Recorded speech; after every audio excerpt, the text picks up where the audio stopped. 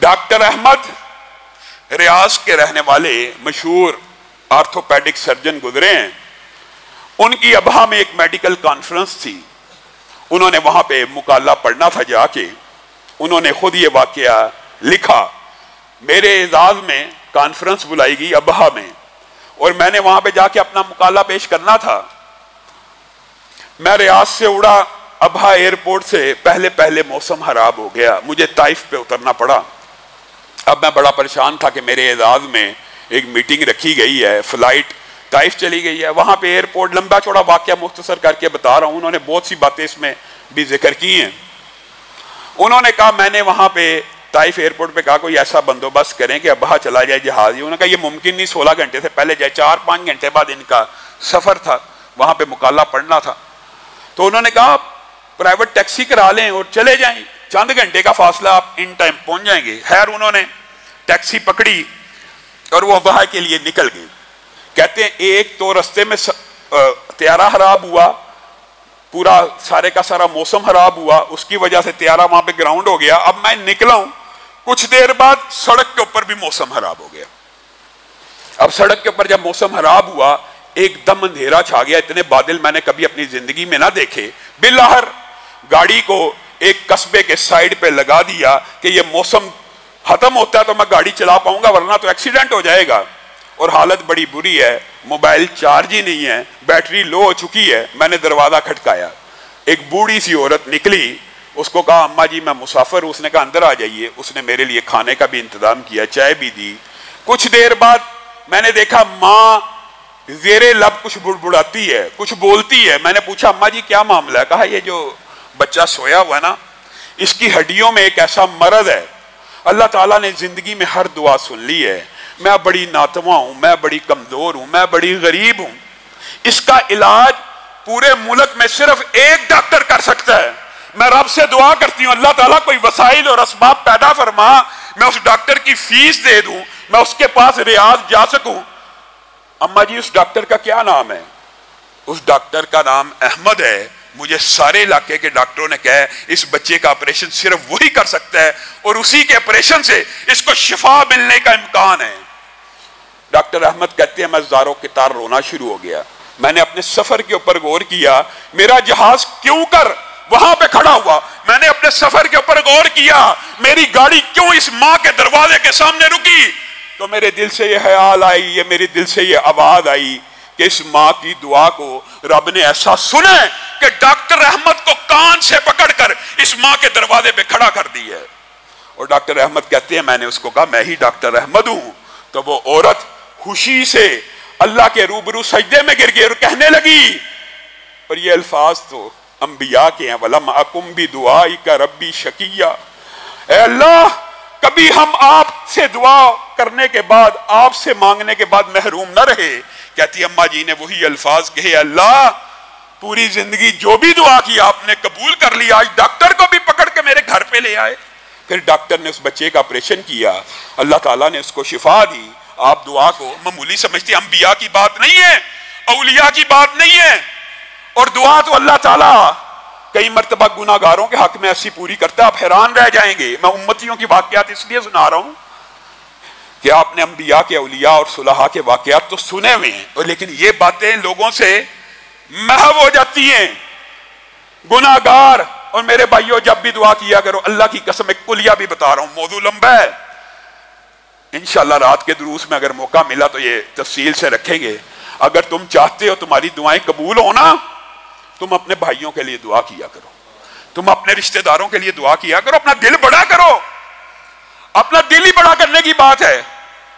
اللہ میرے فلاں بھائی کا مسئلہ حل کر دے, اللہ میرے فلاں دوست کا مسئلہ حل کر دے, اللہ میرے فلاں رشتہ دار کا مسئلہ حل کر دے. یہ دل بڑا کرو گے, آسمان سے ایک فرشتہ نازل ہوگا, وَاللَّهَ كَ بِمِثْلِ ذَلِكَ, تیرے لیے بھی ایسے ہی ہے. جو دعا کرتے رہو گے آپ کے حق میں قبول ہوتی رہے گی, اور دعا گناہگار کے حق میں بھی قبول ہوتی ہے اور گناہگاروں کی بھی قبول ہوتی ہے. یہ واقعہ بیان کر کے اپنی بات کو ختم کروں گا.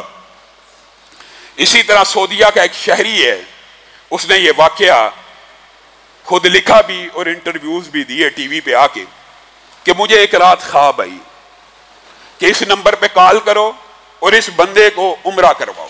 صحیح واقعہ. اس نمبر پہ کال کرو اور اس بندے کو عمرہ کراؤ. کہا ایک دن ہاں بھائی میں نے اگنور کیا کہ چلتی پھرتی خواب ہے, دوسرے دن پھر خواب آئی, تیسرے دن پھر خواب آئی. کہا میں حیران تھا, مجھے آج تک ایسی خواب نہیں آئی, نمبر بھی بتایا جاتا ہے. کہا میں نے بالآخر تیسری چوتھی مرتبہ کے بعد نمبر ڈائل کر دیا. نمبر ڈائل کیا, آگے سے ایک عربی بدو نے اٹھایا. میں نے اس کو کہا مجھے خواب آتی ہے کہ میں تجھے عمرہ کراؤں. اس نے کہا میں جب سے پیدا ہوں میں نے خانہ کعبہ نہیں دیکھا, چل فون رکھ. فون رکھ دیا. کہا میں علماء کے پاس, تعبیر والے معبرین کے پاس گیا, ان سے پوچھا یہ کیا معاملہ ہے. انہوں نے کہا یہ اللہ کا حکم ہے. خواب اللہ کی طرف سے بھی ہوتے ہیں اور شیطان کی طرف سے بھی ہوتے ہیں. جو روحانی خواب ہوتے ہیں معبرین کو ان کا پتہ چل جاتا ہے کہ یہ اللہ کا حکم ہے یا شیطان کی طرف سے ہے. کہا یہ اللہ کا حکم ہے, اس کو عمرہ کروا. کہا پھر میں اس بندے کے پیچھے پڑ گیا. وہ بندہ کہتا میں 50-60 سال سے سعودی عرب رہتا ہوں, میں نے آج تک خانہ کعبہ نہیں دیکھا, تو مجھے کہاں پہ عمرہ کرواتا ہے, چل بند کر. کہا بالآخر ایک دن مجھے کہنے لگا, میں بار بار اس کو کالیں کرتا رہا, اگر تو مجھے 5 سٹار پیکیج لے کے دے گا, وہاں پہ 5 سٹار ہوٹل ہوتے ہیں, یہ ہے میں نے سنا ہوا ایسے ایسے, یہ ساری فیسیلیٹیز دیتا ہے, مجھے یہاں سے گاڑی پک کرنے آئے گی میرے گھر کے باہر سے, یہ جو بھی اس نے خواہشات رکھی. کہا میں نے کہا سارا خرچہ میرے ذمے, تو بس ہاں کر, احرام پہن, میقات سے نیت کر. کہا گاڑی بھی بھیج دی, 5 سٹار کا انتظام بھی کر دیا. کہا پھر میں اس کے سمرا ہو گیا اور میں غور کرنے لگا اللہ تعالیٰ نے مجھے کیوں اس کو عمرہ کرانے کی ڈیوٹی لگائی ہے.